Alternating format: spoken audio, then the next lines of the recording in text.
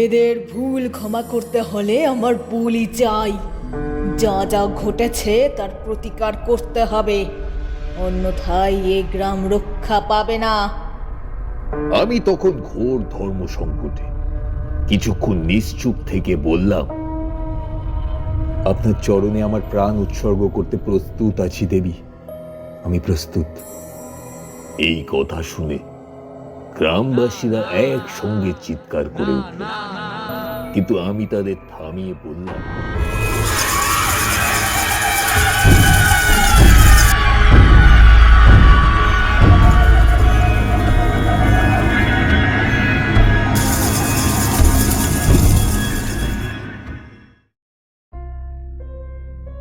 নমস্কার শ্রোতা বন্ধুরা, আপনারা শুনছেন মর্টলেনের আড্ডা। আমার সমস্ত শ্রোতা বন্ধুদের জানাই নতুন বছরের প্রীতি ও শুভেচ্ছা, বড়দের প্রণাম ও ছোটদের ভালোবাসা। আজ ঠাকুরমশাই যে গল্প আমাদের শোনাবেন তা ঘটে গেছে তার তান্ত্রিক জীবনের একদম শুরুর দিকে, যখন সবে মাতু পাগলি ও মধু সুন্দরী দেবীর সান্নিধ্য লাভ পেয়েছেন। তাহলে চলুন আর দেরি না করে চটপট শুনে ফেলি সেই ভয়ঙ্কর অভিজ্ঞতার কথা। আর আপনি যদি আমাদের চ্যানেলে নতুন হয়ে থাকেন তাহলে অবশ্যই চ্যানেলটি সাবস্ক্রাইব করে পাশে থাকা বেল আইকনটি প্রেস করে দিন ঠাকুরমশাইয়ের মুখ থেকে আরও নতুন ও ভয়ঙ্কর সব গল্প শোনার জন্য।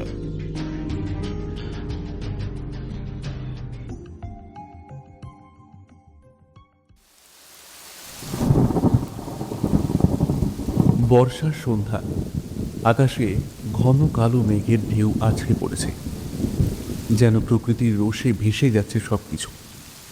কিশোরী আর বিভূতি হেঁটে চলেছে জমা জলে পরিপূর্ণ রাস্তা দিয়ে মর্টলেনের একটি বাড়ির উদ্দেশ্যে, যেখানে অপেক্ষা করছে তারানাথ তান্ত্রিক। অন্ধকারে ঝিঝি পোকার শব্দ আর জল কাদা ভরা গোটা পথ জুড়ে পায়ের ছপ ছপ শব্দ ছাড়া যেন চারপাশে আর কোনো শব্দই নেই।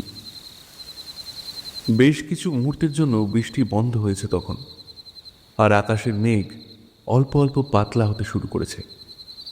ফলে দেখেই বোঝা যাচ্ছে এবার আর বৃষ্টি হবে না। তারানাথের বাড়ি পৌঁছতেই তিনি বাইরে এসে বললেন, আরে এসো এসো, ঠিক সময় এসে গেছো তোমরা। আর একটু পরেই মুষলধারে বৃষ্টি নামবে। কিশোরী কিছুটা অবিশ্বাসের হাসি দিয়ে বলল, এখানে তো এখনো কোনো বৃষ্টি হওয়ার লক্ষণই নেই। তারানাথ তার গভীর চোখ দুটো কিশোরীর দিকে তুলে বললেন, বিশ্বাস করো হে কিশোরী, খুব শীঘ্রই আকাশ ঝমঝম করে উঠবে, কেবল কিছুক্ষণ অপেক্ষা করো। কিছুক্ষণ পরেই আকাশের গম্ভীর গর্জনে সবাই চমকে উঠল, আর মুহূর্তেই ঝমঝম করে বৃষ্টি নামল। কিশোরী স্তব্ধ, বিভূতির মুখে বিস্ময়ের ছাপ। তারানাথ নিজের মেয়ে চারিকে চায়ের ব্যবস্থা করতে বললেন, আর আমাদের ঘরের ভিতরে বসতে নির্দেশ দিলেন। আমরাও গিয়ে বসে পড়লাম নিজ নিজ ভদ্রাসনে। একটু পরেই চারি এসে চা আর মুড়ি মাখা দিয়ে গেল, আর সাথে সাথে ঘরে প্রবেশ করলেন বিখ্যাত তান্ত্রিক তারানাথ। নিজ আসনে বসার পর চা খেতে খেতেই তারানাথ ধীর কণ্ঠে বলতে শুরু করলেন,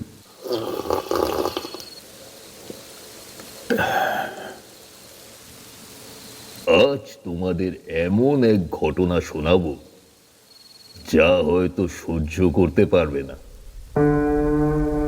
এমন এক গ্রামের গল্প যেখানে দেবী ছিন্ন মস্তার রোষ নেমে এসেছিল। তারানাথের কথা শেষ করতে না দিয়ে কথার মাঝে ফুট কেটে বসল বিভূতি। সে বলল, কি যেন নাম বললেন ঠাকুরমশাই? দেবী ছিন্নমস্তা? তিনি আবার কোন দেবী?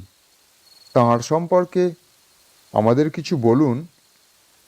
এরপর তারানাথ একটু হেসে বললেন, তবে শোনো, দেবী ছিন্ন মস্তা 10 মহাবিদ্যার একজন দেবী। 10 মহাবিদ্যায় তার স্থান ষষ্ঠ দেবী রূপে। তার উৎপত্তির কাহিনী খুবই সুন্দর এবং অদ্ভুত। একবার প্রবল খরা দেখা দিলে দেবী ও তার সখী দাসীরা অনাহারে ও জলকষ্টে দিন কাটাতে থাকেন। কিন্তু কিছুদিন পরে প্রবলভাবে তৃষ্ণার্ত তার সখী জয়া বিজয়া তার কাছে পানীয় জল ভিক্ষা করলে মমতাময়ী দেবী তাদের কষ্ট সহ্য না করতে পেরে নিজের মস্তক খড়গ দ্বারা ছিন্ন করেন এবং বাম হাতে ধারণ করেন। এরপর তার দেহ নিঃসৃত রক্ত বহু সংখ্যক ধারায় প্রবাহিত হতে থাকে। সেই রক্ত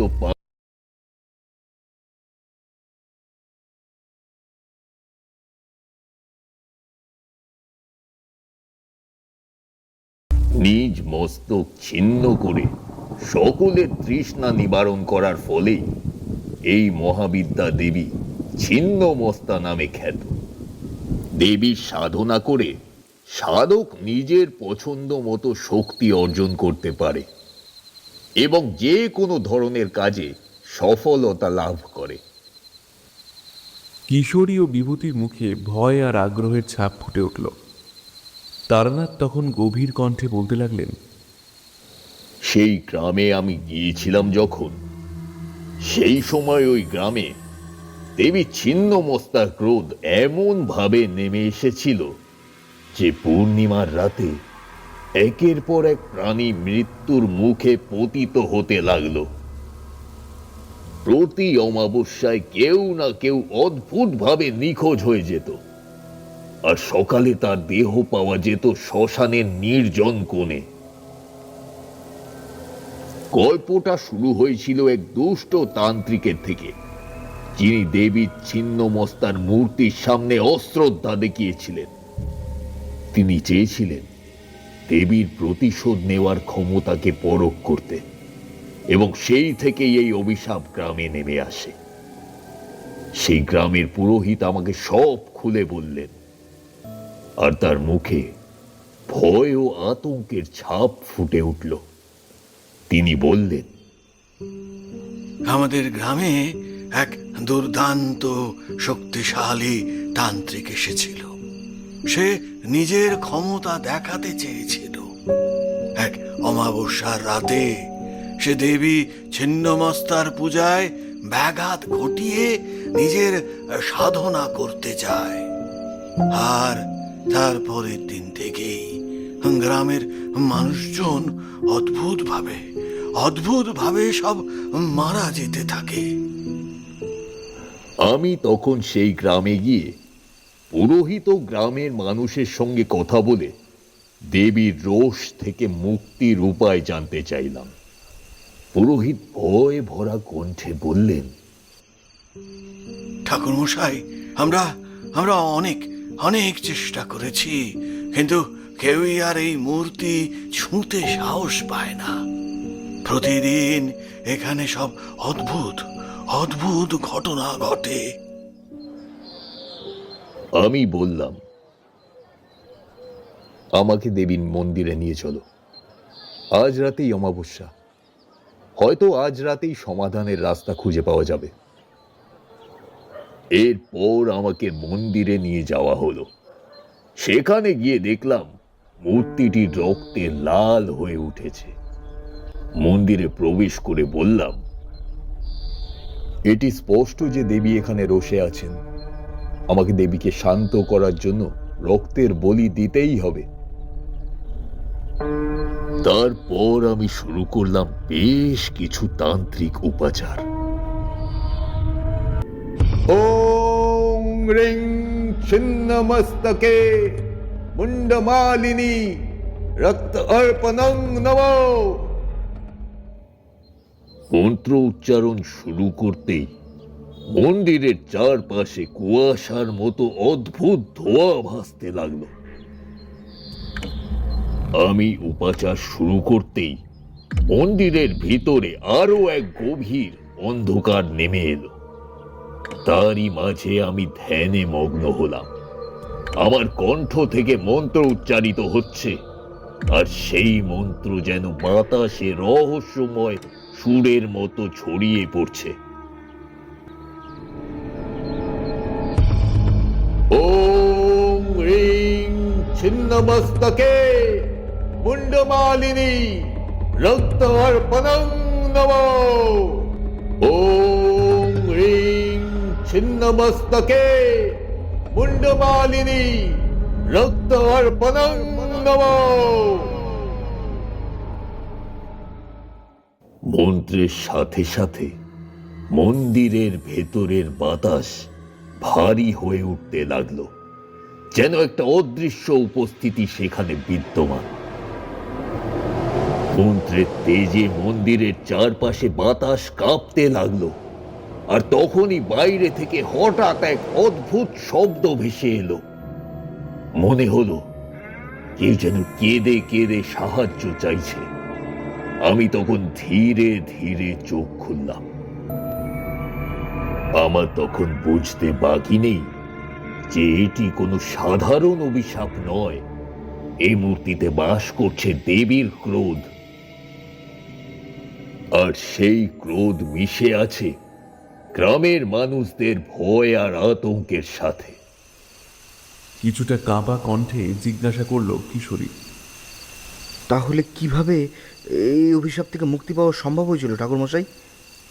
তারানাথ গভীরভাবে তাকিয়ে বললেন, এই অভিশাপ থেকে গ্রামবাসীদের মুক্ত করতে হলে আমাকে নিজের প্রাণের ঝুঁকি নিতে হতো। দেবী ছিন্নমস্তার সামনে বলি দিতে হতো একটি নির্দোষ আত্মার, যা এতদিন ধরে কেউ করার সাহস করেনি। এরপর তারানাথ একটু থেমে একটা পাসিং শো ধরিয়ে তাতে দুটান দিয়ে বলতে শুরু করলেন,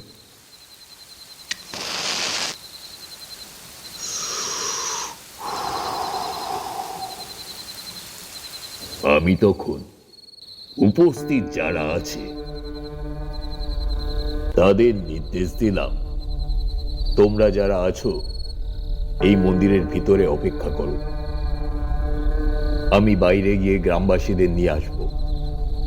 আজকের অমাবস্যার রাতে অভিশাপ মুক্তির জন্য আমার নিজস্ব সাধনা শেষ রাতে হবে, তোমরা তার সাক্ষী হবে। আমি বাইরে বেরিয়ে গেলাম, আর কিছুক্ষণ পর গ্রামের অন্য অন্য গ্রামবাসীরা এসে জড়ো হলো। সবার মুখে আতঙ্ক আর আশঙ্কা, কিন্তু তাদের মনে একটা ক্ষীণ আশা ছিল যে আমি হয়তো তাদের মুক্তির পথ দেখাবো। এরপর আমি নিজের সাধনার চূড়ান্ত পর্যায়ে প্রবেশ করলাম। মন্দিরের ভেতরে ঢুকে মন্ত্রপাঠ শুরু করেছি, আর সাথে দেবী ছিন্নমস্তার মূর্তির সামনে এক গুচ্ছ নিধির মালা সংগ্রহ করে স্তূপ করে রেখেছি। তখনই মন্দিরের ভেতর এক ভয়ঙ্কর আলো ছড়িয়ে পড়ল, আর মূর্তির চোখ দুটি যেন অশুভ আগুনের মতো জ্বলতে শুরু করলো। উপস্থিত সবাই সেই আলোতে ভয় পেয়ে পিছিয়ে আসতে চাইল, কিন্তু আমি তাদের নির্দেশ দিলাম, পিছিয়ে যেও না। আজকের রাতই সব কিছু শেষ রাত্রি। এই রাত্রিতেই অভিশাপ ভাঙতে হবে। এরপর তখনই আমি চিৎকার করে দেবীর উদ্দেশ্যে মন্ত্র স্তুতি করলাম আর বললাম, ওং রিং ছিন্নমস্তকে মুন্ডমালিনী রক্ত অর্পণং নমো। ওং कराल बदनाई छिन्नमस्तकाई शत्रुर विनाशे रिंग स्वाहा। মন্ত্র উচ্চারণের সাথে সাথেই মন্দিরের মেঝেতে কম্পন শুরু হলো, আর দেবী ছিন্নমস্তার মূর্তির হাতে ধরা তার নিজের ছিন্ন মুন্ডের চোখ থেকে রক্ত ঝরতে শুরু করলো। গ্রামবাসীরা এই দৃশ্য দেখে আতঙ্কে চিৎকার করে উঠল। আমি তখন নিজের হাত কেটে রক্ত ছিটিয়ে দিলাম মূর্তির দিকে। বললাম, প্রণাম দেবী, আমি তোমার রোষকে শান্ত করতে এসেছি, আমাকে গ্রহণ করো। কিন্তু এই গ্রামের মানুষ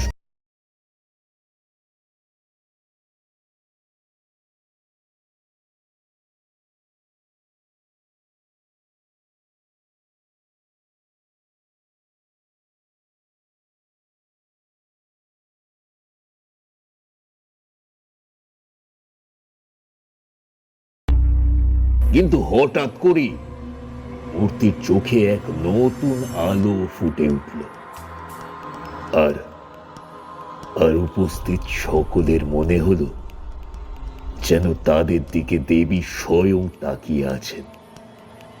আর ঠিক তখনই মন্দিরের ভিতরে এক প্রচন্ড বিস্ফোরণের মতো একটা শব্দ হলো, সেই সাথে সব আলো নিভে গেল। সব আলো নিভে যেতেই এক মুহূর্তের জন্য সমস্ত মন্দির যেন গভীর অন্ধকারে ডুবে গেল। উপস্থিত সকলে বুঝতে পারল না ঠিক কি ঘটেছে। ভয়ে তাদের হাত পা অসাড় হয়ে গেল। কিন্তু কিছুক্ষণ পরেই এক চমক ভাঙানো হিম শীতল বাতাস তাদের চারপাশে বইতে শুরু করলো।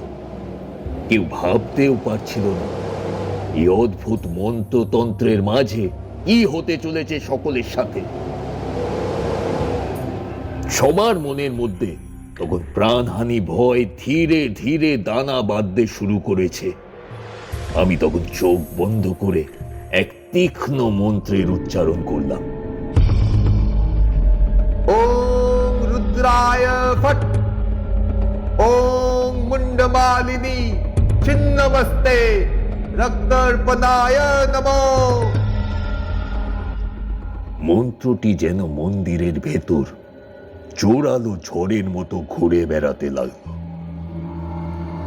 ঠিক সেই মুহূর্তে উপস্থিত সকলের সামনেই দেবী মূর্তির চোখ দুটি আবার খুলে গেল। মূর্তির থেকে যেন আগুনের শিখা বেরিয়ে আসছে, আর সেই আগুনের মধ্যে একটি ভয়ঙ্কর মুখ ভেসে উঠল। একটি বিকৃত মুখ, যেটা কিনা গ্রামবাসীর দুঃস্বপ্নের উৎস ছিল। এই দৃশ্য দেখে গ্রামবাসীরা ভয় চিৎকার করতে লাগলো, কিন্তু আমি তাদের থামিয়ে বললাম, চুপ করো, সকলে দয়া করে চুপ করো। আতঙ্কিত হলে অভিশাপ ভাঙা সফল হবে না। সকলেই শান্তভাবে বসে থাকো। কথা শুনে সবার মুখ বন্ধ হলেও ভয় তাদের চোখ মুখে স্পষ্ট। আমি তখন দেবীর দিকে প্রণাম করে বললাম, হে ছিন্নমস্তা দেবী, আপনার রোজ থেকে এই গ্রামবাসীদের মুক্তি দিন। তারা আপনাকে ভুলে গিয়েছিল, ভুল উপাসনা করেছিল।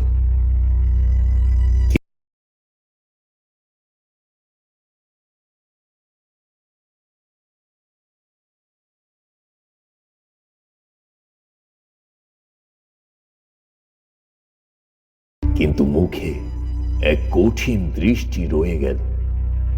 দেবীর মুখ থেকে এক অদ্ভুত কণ্ঠস্বর বেরিয়ে এল, যেন অনেকগুলো কণ্ঠ মিলিয়ে বলছে, এদের ভুল ক্ষমা করতে হলে আমার বলি চাই। যা যা ঘটেছে তার প্রতিকার করতে হবে, অন্যথায় এ গ্রাম রক্ষা পাবে না।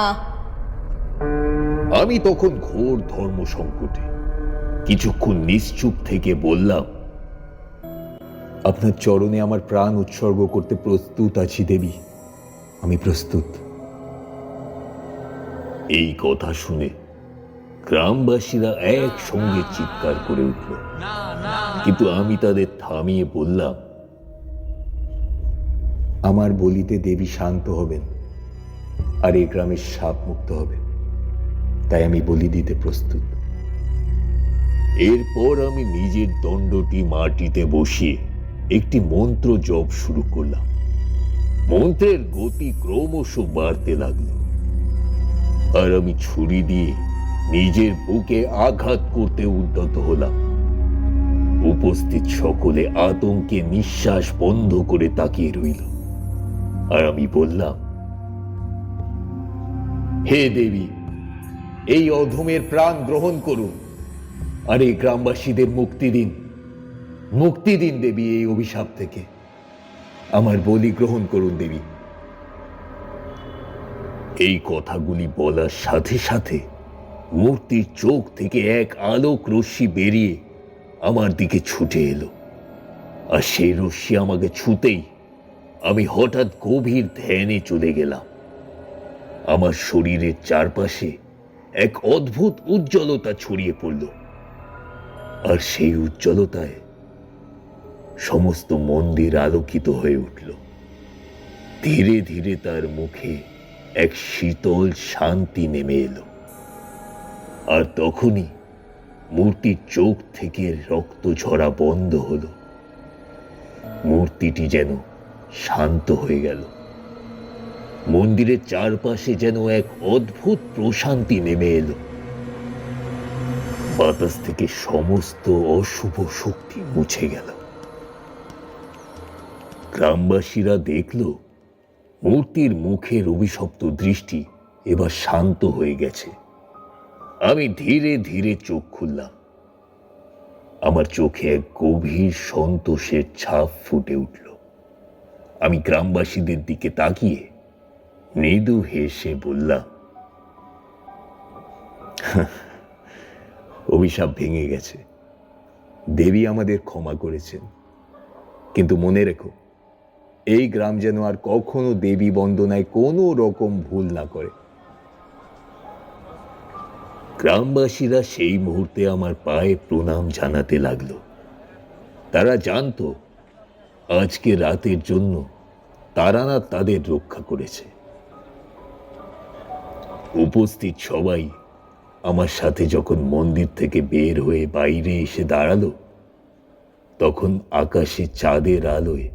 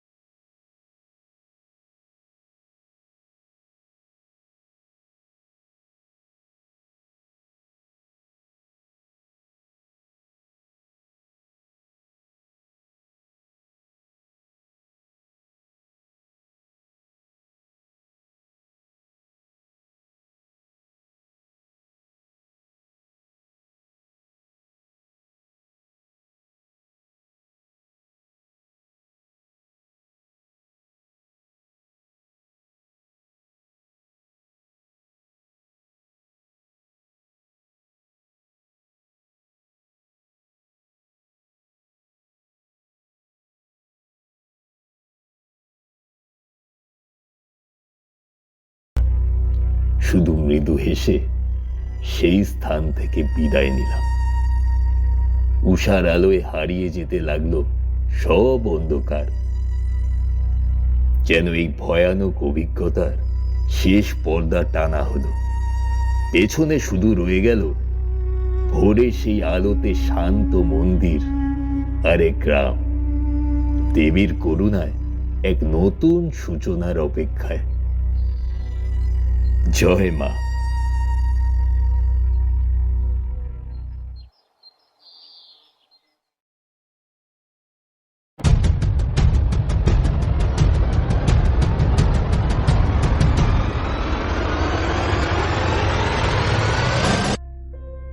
আমাদের দ্বিতীয় পর্বের গল্পের নাম তারানাথ তান্ত্রিক ও দেবী ধূমাবতীর আশীর্বাদ। গল্প পাঠে দেবাঞ্জন, তারানাথের ভূমিকায় দেবজ্যোতি ও অন্যান্য ভূমিকায় নিরুপম, শুভদীপ ও নন্দিতা, এবং গল্পের সূত্রধর আমি অনুরাগ। শুরু করতে চলেছি আমাদের আজকের নিবেদন, তারানাথ তান্ত্রিক ও দেবী ধূমাবতীর আশীর্বাদ।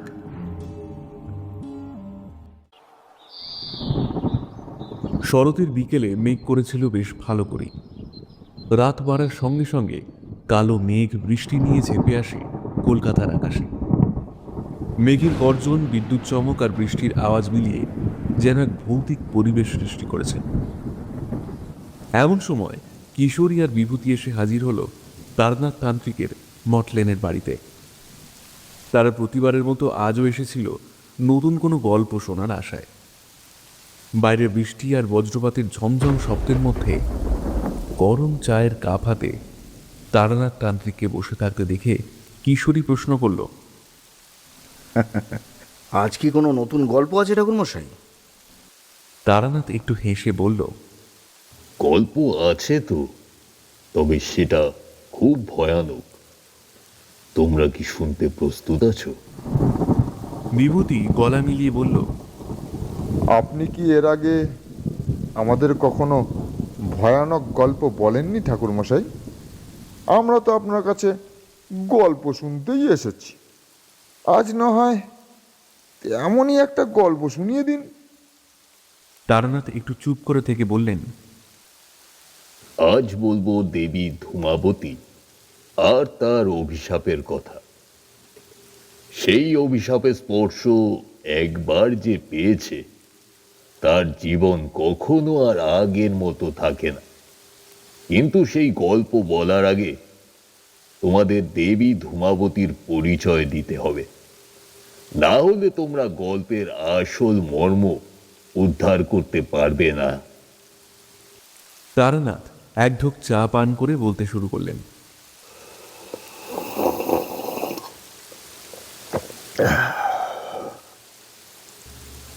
দেবী ধূমাবতী হল অদ্ভুত এক দেবী, যিনি 10 মহাবিদ্যার একজন,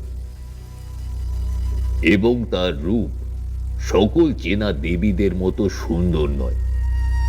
তিনি বিধবার রূপে বিরাজ করেন, মলিন সাদা শাড়ি জড়ানো এক ক্ষুধার্ত বৃদ্ধা।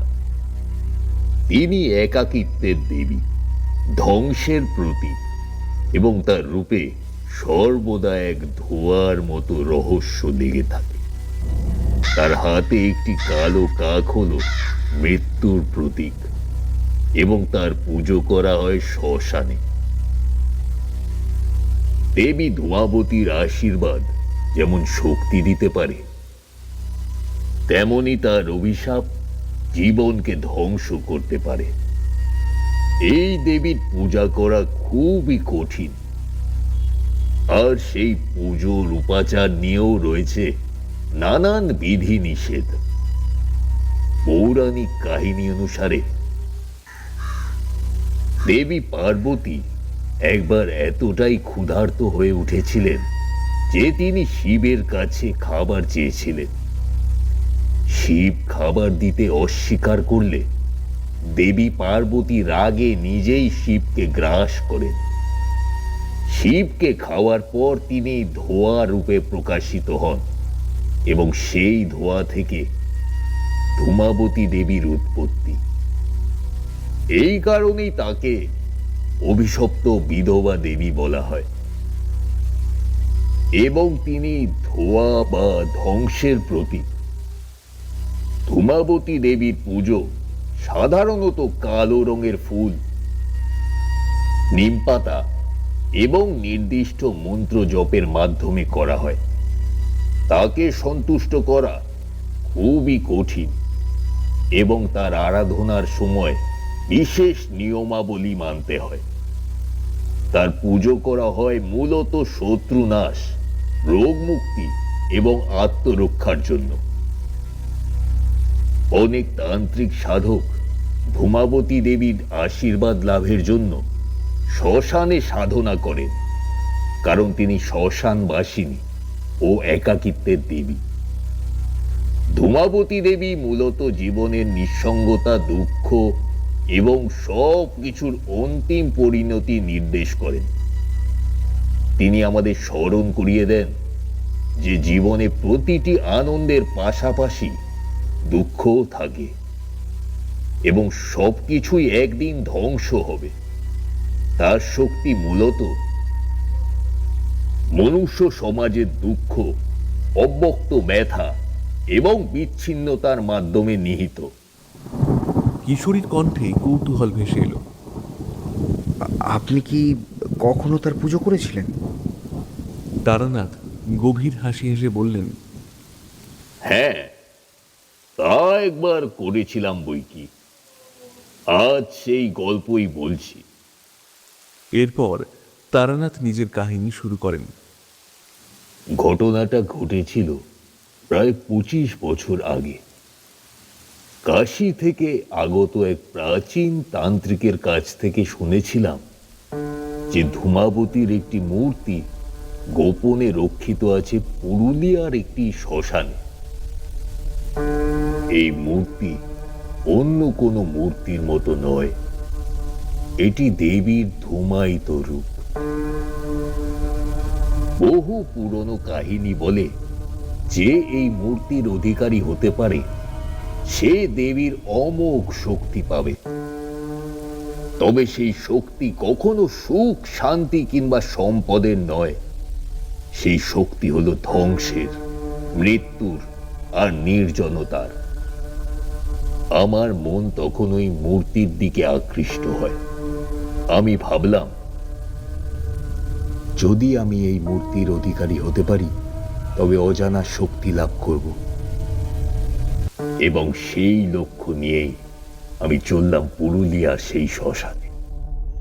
যখন সেই শ্মশানে পৌঁছালাম, রাত গভীর হয়ে এসেছে। ঝোড়ো বাতাসে শ্মশানের চারপাশে একটা শীতল পরিবেশ তৈরি হয়েছিল। তা সত্ত্বেও আমি সাহস সঞ্চিত করে মাটিতে বসে ত্রিশূল পুঁতলাম এবং মন্ত্রোচ্চারণ শুরু করলাম। চারপাশে মূর্তির সামগ্রী সাজিয়ে দেবীর উদ্দেশ্যে ধূপ জ্বাললাম। এই সাধনার জন্য প্রয়োজন ছিল শ্মশানের মাটি, শ্মশানবাসী মৃতদেহের ছাই, ফুলযুক্ত লবঙ্গ, সাথে সম্পূর্ণ দেহের আবরণ বস্ত্র।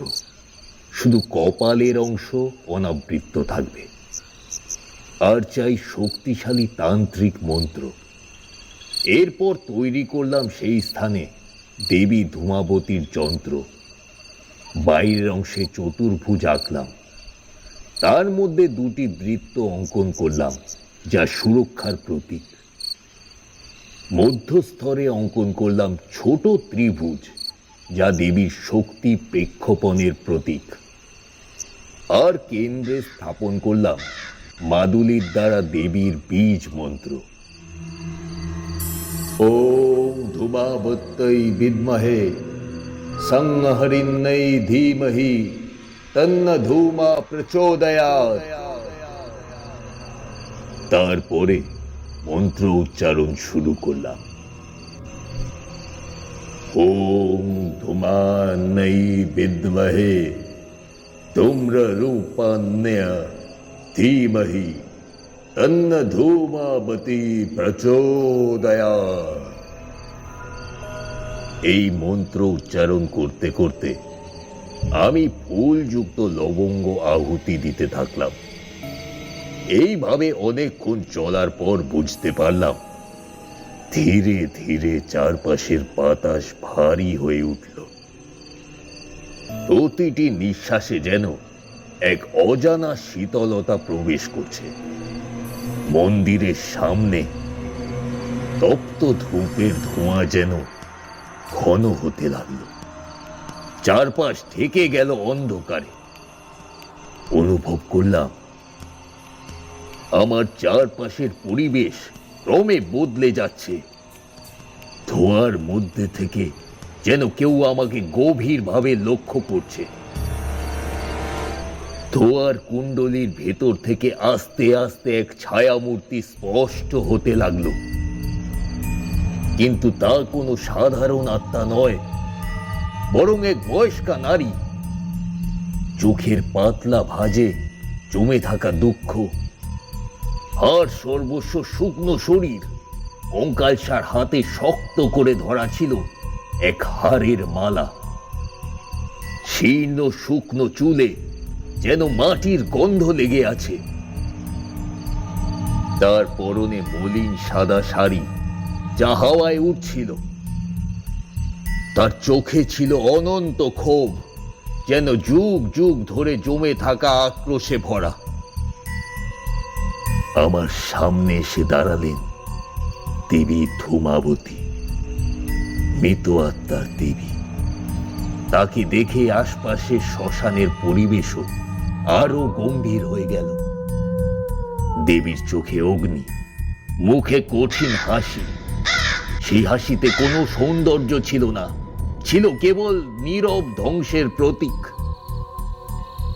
দেবী বললেন, তুই এখানে কি করছিস তারানাথ? তার কণ্ঠ যেন গম্ভীর অন্ধকারের মতো। হাড় গিলে খায় এমন গম্ভীর স্বরে কথা বলে উঠলেন দেবী। আমি মাথা নত করে সম্মান সূচক ভাবে বললাম, আমি তোমার মূর্তি পেতে এসেছি দেবী, তোমার আশীর্বাদ চাই আমি। দেবীর ঠোঁটে আরো তীক্ষ্ণ হাসি ফুটে উঠল।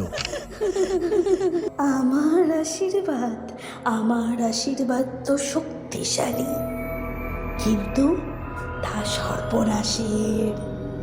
তুই কি এই সর্বনাশ নিজের উপর নিতে পারবি? তার কণ্ঠে যেন মৃত্যুর ঘণ্টার ধ্বনি শোনা গেল। দ্বিধাহীন স্বরে বললাম,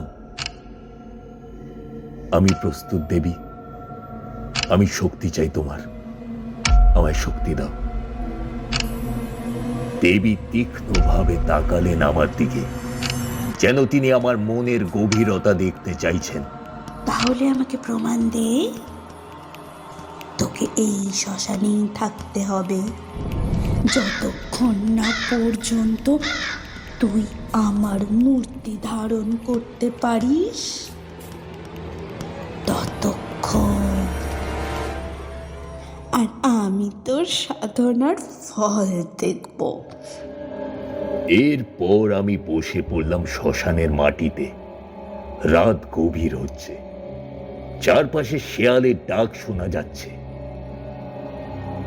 শ্মশানের বাতাস ভীষণ রকমের ভারী, যেন চারিদিক থেকে মৃত আত্মাদের নিঃশ্বাস এসে জড়ো হচ্ছে। চোখ বন্ধ করে মন্ত্র উচ্চারণ করতে শুরু করলাম। ওম ধূমাবতী দিব্যৈ নমঃ। চারপাশের আগুনের শিখা হঠাৎ জ্বলে উঠল, আর সেই শিখা থেকে ধোঁয়া বের হতে লাগলো। সেই ধোঁয়ার ভেতর থেকে মৃত আত্মাদের আকুতি ফুটে উঠছিল।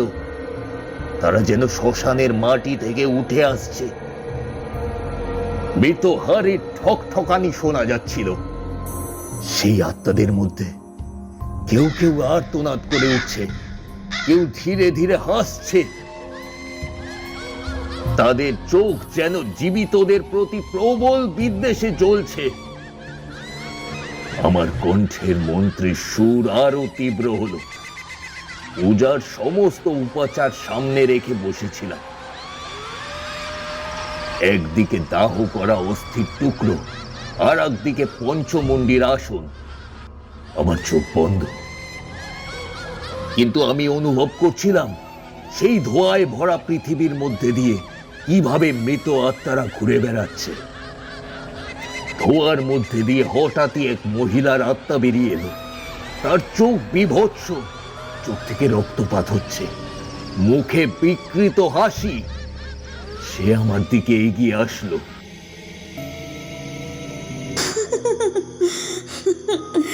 তুই কি সত্যি শক্তি নিতে পারবি? আমার রূপ তো ধ্বংস, আমি তো অভিশাপ। আমি বললাম, আমি প্রস্তুত দেবী, আমি তোমার শক্তির সাক্ষাৎ চাই, আমি একেবারে প্রস্তুত। হঠাৎ দেবীর রূপ চিরপরিচিত ধূমায়িত মূর্তি ছেড়ে তীব্র আকার ধারণ করল। তার চোখে আগুনের শিখা ফুটে উঠল, শরীর জ্বলে উঠল ভয়ঙ্কর আলো। দেবীর মুখে বিভৎস হাসি, যেন শত শত প্রাণের যন্ত্রণা সেই হাসির মধ্যে নিহিত। চারপাশে ধোঁয়া ঘন হতে হতে একদম জমে গিয়ে ভারী পাথরের মতো মনে হতে লাগলো। আবারও মন্ত্র উচ্চারণ শুরু করলাম। ওম ধূমাবতী দিব্যৈ নমঃ। ওম হ্রিং ফট ওম চৈতন্যায় শক্তায় ধূমাবত্তৈ স্বরূপায় নমো ওম ধূমাবতী দেব্যৈ নমো ওম হ্রিং ফট। এই মন্ত্রের তেজে চারপাশে ধোয়া মুহূর্তেই ছিন্ন হতে লাগলো। দেবীর মূর্তিও কাঁপতে শুরু করল, কিন্তু তার মুখে সেই একই কঠিন হাসি, যেন যেন তিনি এখনো পরীক্ষা করছেন। আমি আমার পঞ্চমুণ্ডির আসন থেকে উঠে দাঁড়ালাম। মনে হলো দেহে যেন দেবীর শক্তি প্রবেশ করেছে। আমি চোখ বন্ধ করলাম। মন্ত্রের তেজ যেন আকাশ বিদীর্ণ করেছে। মাটির নিচ থেকে মৃতদেহের আত্মারা আবারও উঠে আসছিল, কিন্তু এবার তারা ধীরে ধীরে হাওয়ার সঙ্গে মিলিয়ে গেল। দেবী ধূমাবতী কিছুক্ষণ নীরব রইলেন, তারপর হঠাৎ হেসে উঠলেন। সেই হাসি শুনে শ্মশানের চারপাশে সমস্ত আত্মা যেন কেঁপে উঠল। দেবী বললেন, তুই সত্যিই প্রস্তুত? কিন্তু আমার শক্তি গ্রহণ করতে গেলে যে তোকে আরো ভয়ঙ্কর পরীক্ষা দিতে হবে। আমি তো ধ্বংস, আমি তো অভিশাপ। দৃঢ়ভাবে বললাম, যত বড় অভিশাপই হোক আমি প্রস্তুত। আমি তোমার শক্তি চাই দেবী, আমি তোমার শক্তি চাই। আমার কথা শুনে দেবী মৃদু হেসে বললেন, তাহলে আমার অভিশাপের সাথে নৃত্য কর তারানাথ। আমার শক্তি ধারণ কর,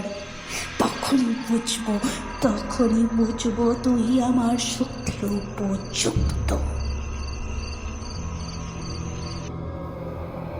এরপর আমার চারপাশে ধোঁয়া আরো ঘন হয়ে এলো।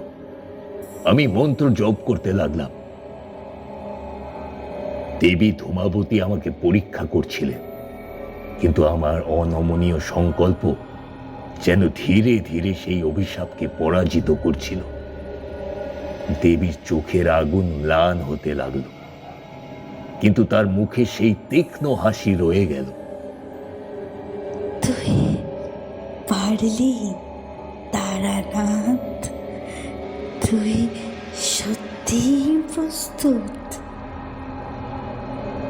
তোর মধ্যে ধ্বংসের শক্তি প্রবেশ করলো। তবে ভুলে যাস না, আমি তো অভিশাপ। আমায় নিয়ন্ত্রণ করতে পারলে তোর শক্তি অমোঘ, আর তা না হলে সর্বনাশ নিশ্চিত। এরপর ধীরে ধীরে ধূপের ধোঁয়ার মধ্যে থেকে দেবীর আকারটি প্রকাশ পেতে দেখলাম। দেবীর হাত বাড়িয়ে আমাকে ডাকলেন। মূর্তিটি আমার হাতে উঠে এলো। দেবী ধীরে ধীরে আমার কাছে এসে বললেন, তুই সাহসী, তাই তোকে আমার আশীর্বাদ দিলাম। কিন্তু তুই জানিস না এই শক্তি তোর জীবনকে কেমন করে বদলে দেবে। তুই আমার নাম উচ্চারণ করলেই সর্বনাশ নেমে আসবে, সর্বনাশ।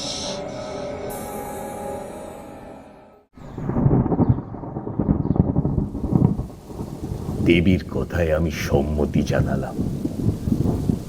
এরপর তারানাথ তান্ত্রিকের গল্প শেষ হলো। কিশোরী আর বিভূতি স্তব্ধ হয়ে শুনল। চারপাশে বৃষ্টি পড়ছে, বাতাসে যেন শ্মশানের সেই ভয়ানক রাতের গন্ধ। তারানাথ মৃদু হেসে বললেন, তোমরা যা শুনলে তা শুধু গল্পই নাকি সত্যি তা ভেবে দেখো। তবে ধূমাবতীর মূর্তি আমি আজও রাখি, এবং তাতে আমার শক্তি লুকিয়ে আছে। কিন্তু সেই শক্তি কখনো সুস্থির শান্তি দেয় না।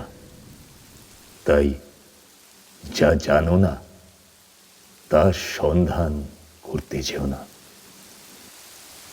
গল্পের শেষে কিশোরী আর বিভূতি বুঝে গেল তাদের সামনে বসে থাকা এই মানুষটি শুধুই একজন গল্পকথক নন, তার জীবনে রয়েছে এমন কিছু অজানা সত্য যা কখনো গল্প হয়ে উঠে আসে, কখনো অভিশাপ।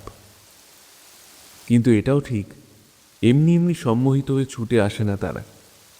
লোকটার বলা কথা সত্যি হয় বলেই হয়তো এই টান।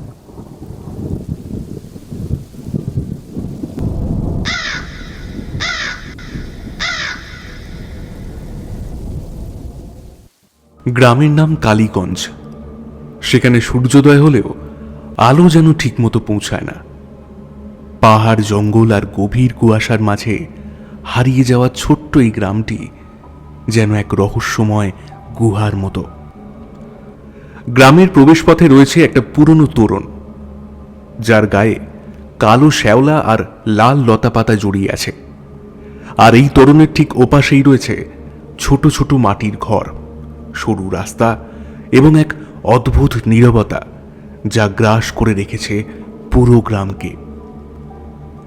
কালীগঞ্জের মানুষজন খুবই শান্ত, কিন্তু তাদের চোখের গভীরে লুকিয়ে আছে এক রাশ ভয়।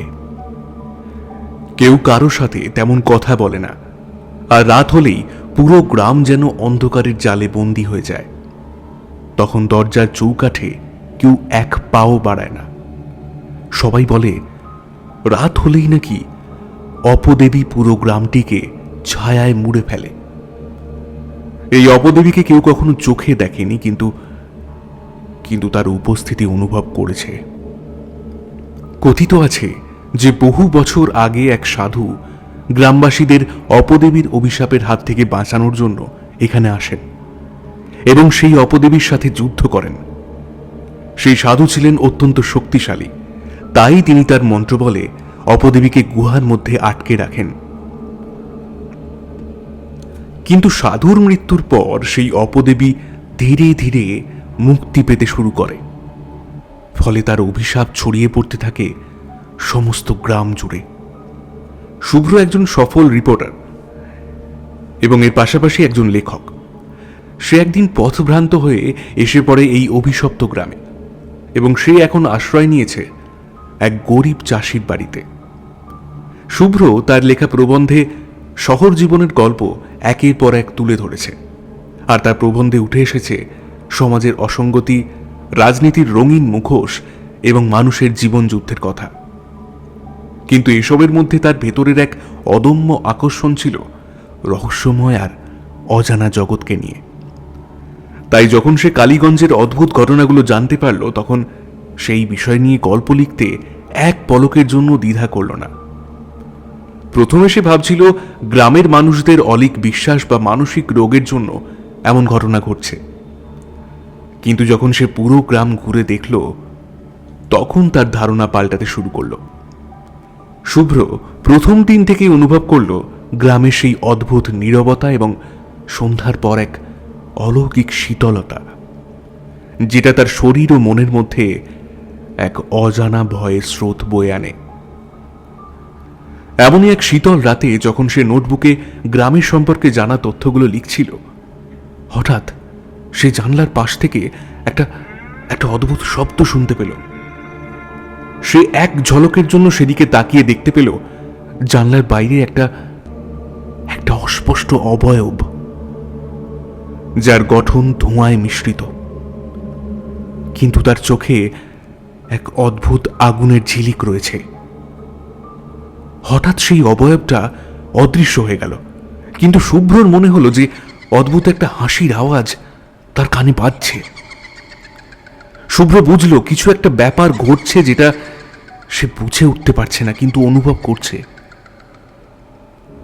ওই দিন সারা রাত শুভ্র আর একটুও ঘুমাতে পারল না। তার নিদ্রা যেন সেই অবয়বকে ঘিরে এক রহস্যের জাল বুনতে ব্যস্ত। পরের দিন শুভ্র গ্রামবাসীদের সাথে কথা বলার চেষ্টা করলো, কিন্তু কেউ কথা বলতে চায় না। তার মধ্যে একমাত্র মা লক্ষ্মী, গ্রামের সবচেয়ে বয়স্ক মহিলা, শুভ্রকে কিছু জানাতে রাজি হলেন। মা লক্ষ্মী শুভ্রকে নিয়ে গেলেন গ্রামের পুরনো মন্দিরে, যা এখন প্রায় ধ্বংসপ্রাপ্ত। মন্দিরের চারপাশে ছড়িয়ে আছে শ্যাওলা, আর গুহার ভিতরে নেমে গেছে এক সরু পথ। মা লক্ষ্মী শুভ্রকে বললেন, বাবা, এই মন্দিরে এক সাধু অপদেবীকে বন্দি করে রাখতে পেরেছিল। পাহাড়ের মন্দিরে সেই সাধুর আস্থান। উনি আমাদের গ্রামের রক্ষাকর্তা ছিলেন, কিন্তু ওনার মৃত্যুর পর থেকেই আমরা এই অভিশাপের মুখোমুখি হচ্ছি। কিন্তু এই অভিশাপ আসলে কি? এটা কি কোনো অলীক বিশ্বাস, না নাকি সত্যি কিছু আছে? মা লক্ষ্মী গভীর নিঃশ্বাস ফেলে বললেন, এই অভিশাপের নামেই ভয় বাবা। অপদেবী মুক্ত হয়ে এসেছে, তার ক্রোধেই আমাদের ধ্বংসের কারণ। যে মানুষ তার সামনে পড়ে, তার আত্মাকে সে শোষণ করে নেয়, ফলে সেই মানুষটি রূপান্তরিত হয়ে ওঠে শূন্য এক খোলসে, যাদের না থাকে কোনো অনুভূতি আর না কোনো স্মৃতি। এই অভিশাপ থেকে বাঁচার উপায়? এখন কেউ কি সেই মন্দিরে যায় না আর? সবাই চেষ্টা করেছিল, কিন্তু কেউ সফল হয়ে ওঠেনি। কত যা আর কত তান্ত্রিক যে এই মন্দিরে প্রবেশ করেছে তা অগুন্তি, কিন্তু কেউ বেঁচে ফেরেনি, কেউ না। ওই মন্দিরেরই এক সাধু বাবা পূজার পদ্ধতি সমেত মন্ত্র এক জায়গায় সংরক্ষণ করে রেখেছিলেন। সব শুনে শুভ্র মনে মনে স্থির করল, কোনো তান্ত্রিক বা সাধু ছাড়া এই অভিশাপ থেকে মুক্ত হওয়া সম্ভব না। সে তার পরিচিত এক পুরোহিতকে ফোন করল।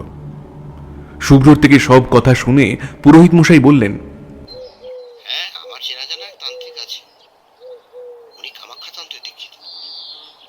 আমি তাকে নিয়ে আসছি। হ্যাঁ, আমি তাকে নিয়ে আসছি। শুভ্র এতদিন ভাবছিল এসব হয়তো গ্রামের মানসিক চাপের ফল, কিন্তু মা লক্ষ্মীর চোখে মুখে যে ভয়, তাতে তার মনেও সন্দেহ দেখা দিল। সারা দিন কাজ সেরে রাতে ঘুমাতে গেলে শুভ্রর ঘুম আসলো না।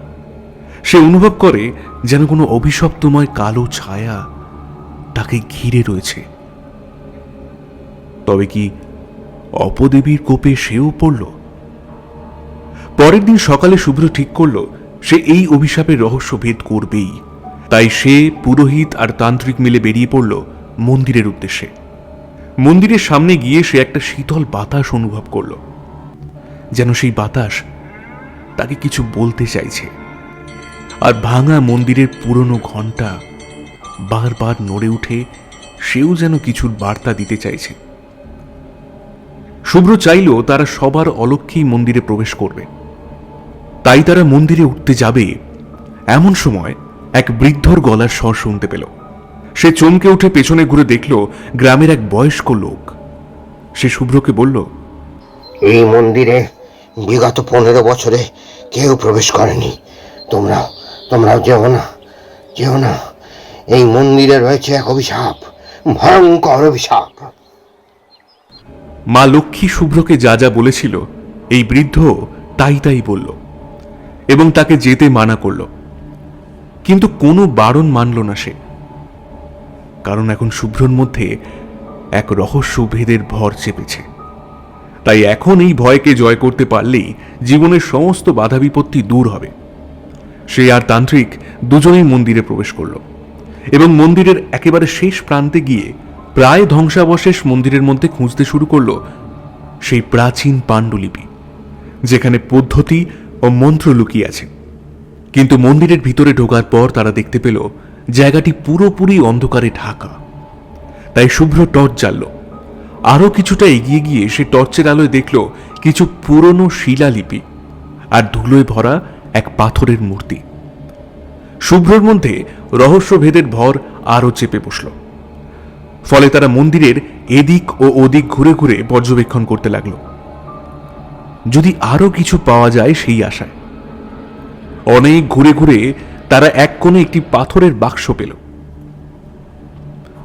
যার উপর খোদাই করা আছে প্রাচীন কিছু লিপি। বাক্সটা খোলার চেষ্টা করতেই সে শুনল গুহার ভেতর থেকে কেমন একটা অদ্ভুত আওয়াজ ভেসে আসছে, যেন মন্দিরের ভিতরেই কেউ তার দিকে ধেয়ে আসছে। শুভ্র ভয় পেয়ে গেল, কিন্তু সে হাল ছাড়ল না। সে বাক্সটা খুলল আর তার ভিতরে দেখতে পেল একটি প্রাচীন পাণ্ডুলিপি। শুভ্র পাণ্ডুলিপি হাতে পেয়ে উত্তেজিত হয়ে বলতে লাগলো, এই তো সেই পাণ্ডুলিপি, পেয়েছি, আমরা পেয়েছি। এবার এই অপদেবীর অভিশাপের হাত থেকে পুরো গ্রামকে মুক্ত করবই। পাণ্ডুলিপির পাতাগুলো খুবই পুরানো, প্রায় ছিঁড়ে যাওয়ার মতো, কিন্তু তাতে খোদাই করা মন্ত্রগুলো যেন নিজের আলো ছড়াচ্ছে। শুভ্র সেই লেখা তান্ত্রিককে দেখালো। তান্ত্রিক দেখে বুঝতে পারল এটাই সেই মন্ত্র যা দিয়ে অপদেবীকে আবার বন্দী করা যাবে। তারা পাণ্ডুলিপি হাতে নিয়ে মন্দিরের প্রধান কক্ষের প্রবেশ পথে পৌঁছালো। তখন চারদিক যেন এক ধূম্র নিঃশ্বাসের অন্ধকারে ঢেকে গেছে। গ্রামের মানুষগুলো তার পাশে এসে দাঁড়িয়েছে, কিন্তু তাদের চোখে এক অদ্ভুত নীরবতা। তবে কি এরা সেই অপদেবীর অভিশাপে অভিশপ্ত, যাদের আত্মা বন্দী হয়ে ঘুরে বেড়াচ্ছে, যাদের জীবন থেকেও মৃত? শুভ্র অনুভব করল তারা তার পাশে থেকেও যেন নেই। তান্ত্রিক শুভ্র আর পুরোহিতকে দূরে যেতে বললেন। প্রথমে তিনি একটি শিলা স্থাপন করলেন। আগে থেকেই পুরোহিত তান্ত্রিকের কথা মতো সমস্ত সরঞ্জাম এনে রেখেছিলেন, যেমন লাল সিঁদুর, তেল, ধূপ, প্রদীপ। এবার উনি তেল আর সিঁদুরে আঙুল চুবিয়ে মন্ত্র পড়তে শুরু করলেন। ওম কাল সপ্তাহ ত্রিনয়নী দেবী, তোমার ক্রোধকে শান্ত করি অগ্নিবিন্দু নাশয়, শূন্য শক্তি বন্দয়, এ তো স্থানে নিস্তার করো দেবী মহাশক্তি। এরপর প্রদীপ জ্বালানো হলো। তারপরই নিমেষের মধ্যে মন্দিরের ভেতর থেকে এক ভয়ঙ্কর চিৎকার শোনা গেল, যেন কোনো অপার্থিব শক্তি তাকে থামানোর চেষ্টা করছে। তান্ত্রিকের মনেও এক ভয় ঢুকে গেল। সে অনুভব করতে পারল অপদেবী তার দিকে এগিয়ে আসছে। সে আরো দৃঢ় কণ্ঠে মন্ত্র উচ্চারণ করতে লাগলো। ওম ত্রম্বকং যজামহে অপনাশিনী ত্রাসিনী, শিব শক্তির পূজিকা, বিষানী নাশয়, মায়াবিনী দিগন্তে। মন্ত্রের শক্তি ধীরে ধীরে বাড়তে থাকলো। অপদেবী নিজের সমস্ত ক্রোধ দিয়ে আঘাত করল শুভ্রকে। এবার তান্ত্রিক আবার মন্ত্র পড়তে শুরু করলেন। নিদ্রাকালিকা মহামায়া, তোমার ক্রোধ জাগ্রত করোনা, নিদ্রালোকের সীমানায় তোমায় নিলহে নাহি রাখি। তান্ত্রিক অনুভব করলেন তার শরীরটা যেন ভেঙে যাচ্ছে। হঠাৎ যেন চারিদিক বজ্র বিদ্যুৎ সহযোগে প্রবল ঘূর্ণিঝড় শুরু হলো। ঘন কালো মেঘের অন্ধকার যেন ঘিরে ধরল পুরো মন্দির জুড়ে। কতগুলো অতৃপ্ত আত্মার এক ভয়ঙ্কর আর্তনাদ যেন অনুরণিত হতে থাকলো পুরো মন্দির জুড়ে। তান্ত্রিক বুঝতে পারল তার মাথাটা ঘুরছে, কিন্তু সে নিজেকে থামালো না। সে মন্ত্র পড়েই চলল। ওম ত্রিনয়নী সর্বপালিনী, ভয়ানকী কৃপা শক্তি, গ্রাম নাশয় রক্ষা করো, শরণাগত ভক্তের আশ্রয় দাও, বজ্রধরা ত্রিলোকেশ্বরী, তোমার আক্রোশে প্রলয় হোক, শক্তিবিন্দু বিষাক্ত হোক, অপদেবী নাশয়, শূন্য শক্তি বিলীন করো। ওম ফট, ওম ফট, ওম ফট, ওম ফট। এরপর মন্ত্রের শক্তিতে অপদেবী মন্দিরের গভীরে বন্দী হল। তার চিৎকার যেন ধীরে ধীরে মিলিয়ে গেল। তারপর তাদের আর কিছু মনেই নেই। যখন তারা জ্ঞান ফিরে পেল, তখন দেখল তাদের চারপাশে গ্রামবাসীরা দাঁড়িয়ে আছে। তাদের চোখে ও মুখে কৃতজ্ঞতার আভাস। কিন্তু শুভ্র অনুভব করল নিজের মধ্যে এক অদ্ভুত শূন্যতা। গ্রামে শান্তি ফিরে এসেছে, অপদেবী আবার বন্দী হয়েছে। কিন্তু শুভ্রর মনে হলো যেন সে তার জীবন থেকে কিছু চিরতরে হারিয়ে ফেলেছে। গ্রামবাসীরা তাকে সম্মান জানালো, কিন্তু সে বুঝল সে কোনো সত্যিকারের মুক্তি পায়নি। অপদেবীর অভিশাপ থেকে রেহাই পেলেও তার স্মৃতি চিরকাল তার সাথে থেকে যাবে।